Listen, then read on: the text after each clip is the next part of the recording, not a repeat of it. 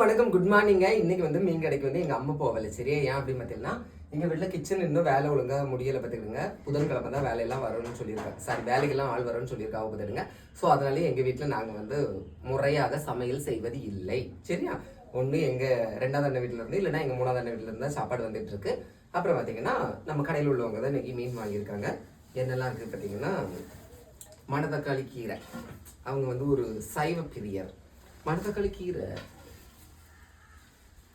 அதுல நிறைய காய் இருக்கு.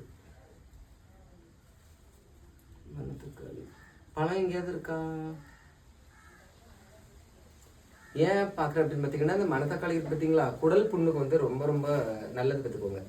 எங்கள் வீட்டு பக்கத்தில் தான் சின்ன செடியெல்லாம் நிற்கிது. அங்கே போய் அதில் இருக்கிற அந்த பழத்தை அப்பப்போ சாப்பிட்டுருவோம் பார்த்துடுங்க.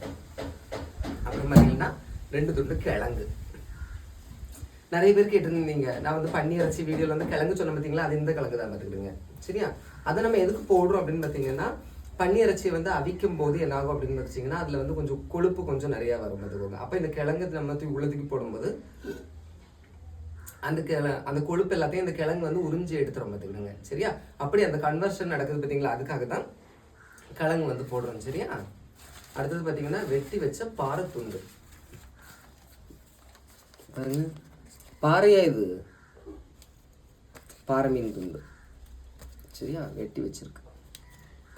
எவ்வளோ? 100 ரூபாவா? ஆமா, 100 ரூபாய். சரியா? இது துண்டு மீன். ஓகேவா?